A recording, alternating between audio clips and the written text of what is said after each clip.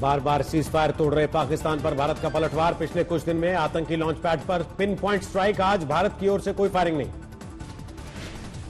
पाकिस्तान को army chief Mukund Naravane की दो टोक।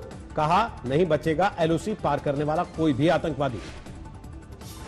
जम्मू रीजन के नगरोटा में सुरक्षा बलों को बड़ी कामयाबी। मुठभेड़ में 4 खूंखार आतंकवादियों का खात्मा। जम्मू श्रीनगर हाईवे पर ट्रक में छुपकर जा रहे थे जैश ए मोहम्मद के 4 आतंकी। डीडीसी चुनाव में बड़ी साजिश का मंसूबा रखने का शक। सेना प्रमुख नरवणे ने की आर्मी, पैरामिलिट्री और जम्मू कश्मीर पुलिस के साझा ऑपरेशन की तारीफ। कहा सभी आतंकवादियों का होगा यही हाल।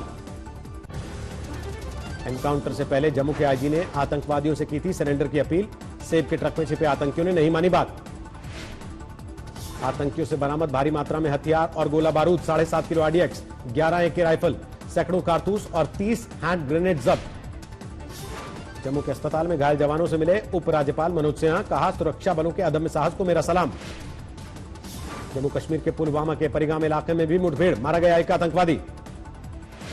पाक की एंटी टेरर कोर्ट ने आतंकी हाफिज सईद को सुनाई 10.5 साल की सजा। आतंक से जुड़े 2 मामलों में फैसला। नीतीश कुमार कैबिनेट के शिक्षा मंत्री मेवालाल चौधरी ने दिए इस्तीफा। भ्रष्टाचार के आरोपों के चलते हमलावर था विपक्ष। आज दोपहर 12:30 बजे ही मेवालाल चौधरी ने संभाला था कार्यभार। 1.5 घंटे बाद राज्यपाल को सौंपा इस्तीफा। मेवालाल के इस्तीफे के बहाने तेजस्वी का नीतीश पर हमला। ट्वीट करके कहा मंत्री क्यों बनाया था, आप ही असली गुनहगार। राज्यसभा के लिए 14 दिसंबर को होगा उपचुनाव। रामविलास पासवान के निधन से खाली हुई है सीट। अगले अध्यक्ष के चुनाव के लिए कांग्रेस की डिजिटल तैयारी। एआईसीसी के करीब 1,500 सदस्यों को दिए जाएंगे बारकोड वाले आई कार्ड। पीएम मोदी ने बेंगलुरु टेक समिट का वीडियो कॉन्फ्रेंसिंग के जरिए किया उद्घाटन। ऑस्ट्रेलिया के पीएम ने भी की शिरकत। टेक समिट में पीएम मोदी ने बताई नई तकनीक की अहमियत। महामारी के बाद की चुनौतियों से निकलने के तरीकों पर डाली रोशनी। भू प्रबंधन के लिए केंद्र सरकार की नई पहल। रक्षा मंत्री राजनाथ सिंह ने किया उद्घाटन। मध्य प्रदेश के कंप्यूटर बाबा की जेल से रिहाई। अतिक्रमण समेत कई मामलों के आरोप में 11 दिन से थे इंदौर की सेंट्रल जेल के मेहमान। रामपुर सांसद आजम खान के बेटे के मामले में हाईकोर्ट ने सुरक्षित रखा फैसला। अब्दुल्ला आजम पर फर्जी जन प्रमाण पत्र के जरिए पैन कार्ड और पासपोर्ट बनवाने का आरोप।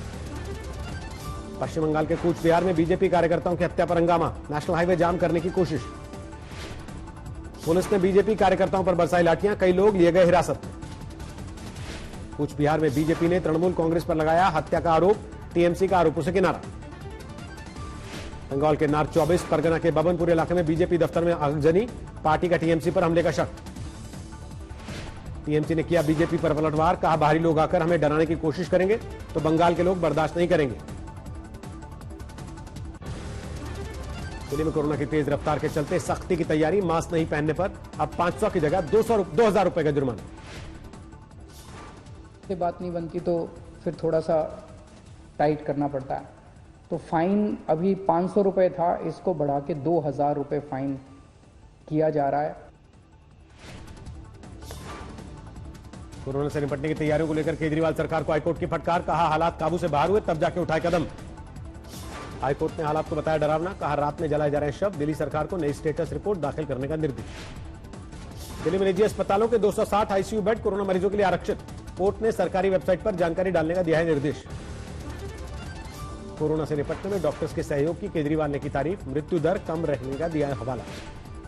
दिल्ली में कोरोना ने तोड़े सारे रिकॉर्ड। 24 घंटे में अब तक सबसे ज्यादा 131 मरीजों की मौत। निजामुद्दीन मरकज के 44 विदेशी जमातियों को दिल्ली कोर्ट से बड़ी राहत। बरी करने के आदेश को चुनौती देने वाली याचिका खारिज। अगले 3-4 महीनों में आ सकती है भारत की कोरोना वैक्सीन।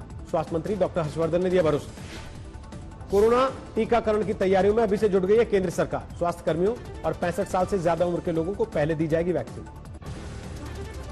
अहमदाबाद में कोरोना संक्रमण की रफ्तार फिर बढ़ी। रात 9 बजे से सुबह 6 बजे तक कर्फ्यू लागू। हरियाणा के रेवाड़ी में 1 दर्जन सरकारी स्कूलों में कोरोना विस्फोट। 72 छात्र हुए संक्रमित। इंदौर में ज्वेलरी शोरूम के 31 कर्मचारी कोरोना संक्रमित पाए जाने से हड़कंप। 7 दिन के लिए शोरूम बंद।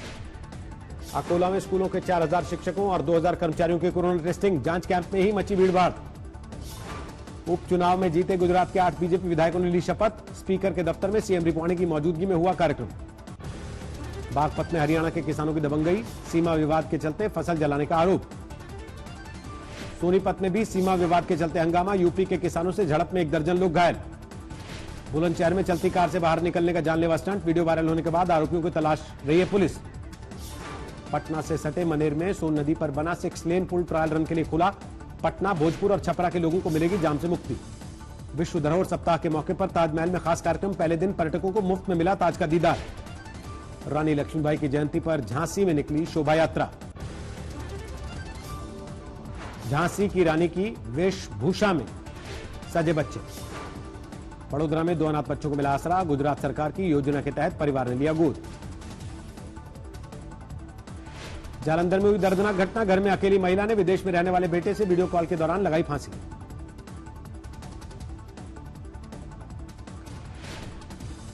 हरियाणा के जींद में युवक की गोली मारकर हत्या। रंजिश के चलते एक महिला समेत 4 लोगों पर कत्ल का आरोप। मुरादाबाद में 8वीं की छात्रा ने फांसी लगाकर जान दी। परिवार का आरोप पड़ोसी युवक की छेड़छाड़ से तंग थी।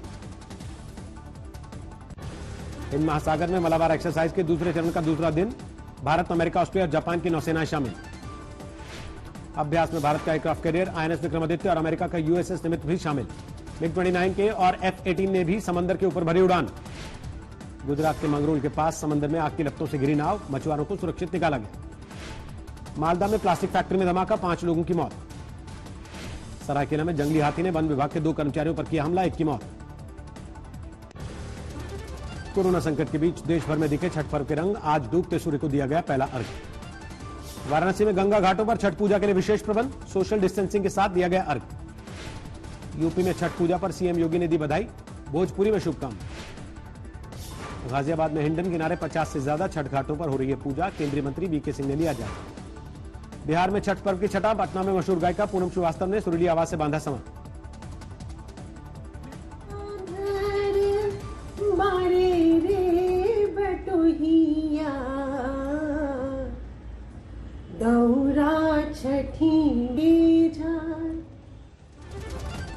गुरुग्राम में युवती की हत्या के मामले में 3 आरोपी गिरफ्तार। गाड़ी लूटने की कोशिश में 3 नवंबर को की थी हत्या। महाराष्ट्र के चंद्रपुर में मामूली विवाद में युवक की हत्या। नाबालिग दोस्त पर हत्या का आरोप। यूपी के फतेहपुर में 6 साल की बच्ची से रेप। जंगल में खून से लथपथ मिली मासूम। भोपाल में धोखाधड़ी के आरोपियों को गिरफ्तार करने गई पुलिस टीम पर तलवारों से हमला। हवाई फायरिंग करके बचाई जान। कन्नौज में रोडवेज की बस और बोलेरो गाड़ी में आमने सामने की टक्कर। 1 मासूम समेत 6 लोग गंभीर रूप से जख्मी। सोनभद्र में तेज रफ्तार ट्रक ने बाइक को मारी टक्कर। महिला की मौत, बाल बाल बचा युवक।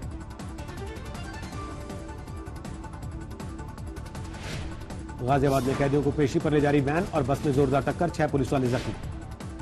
कानपुर में खेत की रखवाली कर रहे किसान की बेरहमी से हत्या। खेत में ही खून से लथपथ मिली लाश। जालंधर में मामूली विवाद में एक शख्स की हत्या। वारदात के दौरान मोबाइल वीडियो में दिखे 2 आरोपी। दमोह रेलवे स्टेशन पर कोयले से लदी मालगाड़ी में आग लगने से अफरा तफरी। फायर ब्रिगेड की टीम ने किया काबू।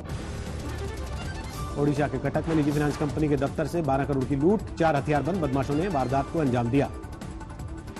लखनऊ में 23 चौराहों के ट्रैफिक सिग्नल ठप। बिल जमा नहीं होने से बिजली कटी। नक्सलवाद के खात्मे के लिए बस्तर में पुलिस का नया अभियान। अफसरों ने ग्रामीणों के साथ पंगत में बैठकर खाया खाना। पंजाब के सीएम कैप्टन अमरिंदर सिंह के बेटे से ईडी की पूछताछ। 6 घंटे तक सवाल जवाब। दिल्ली पुलिस के हेड कांस्टेबल सीमा ढाका को विभाग ने किया सम्मानित। 2.5 महीने में 76 गुमशुदा बच्चों को उनके घर पहुंचा चुकी सीमा। सर्दियों के लिए बद्रीनाथ के कपाट आज से बंद। दर्शन के अंतिम दिन श्रद्धालुओं का तांता। रुद्रप्रयाग में द्वितीय केदार महेश्वर के कपाट बंद। शीतकालीन गद्दी स्थल ओंकारेश्वर मंदिर में स्थापित हुए भगवान। कोरोना संकट के बावजूद प्रयागराज में जनवरी में माघ मेले की तैयारी। सख्ती से लागू की जाएंगी कोविड गाइडलाइंस। श्रीनगर में शहीद जवान निखिल शर्मा को दी गई अंतिम विदाई। तंगधार में बर्फीले तूफान में फंसने से गई थी जान। उत्तराखंड में मशहूर स्कीइंग रिजॉर्ट ओली बर्फबारी से गुलजार। सैलानियों की आवाजाही बढ़ी।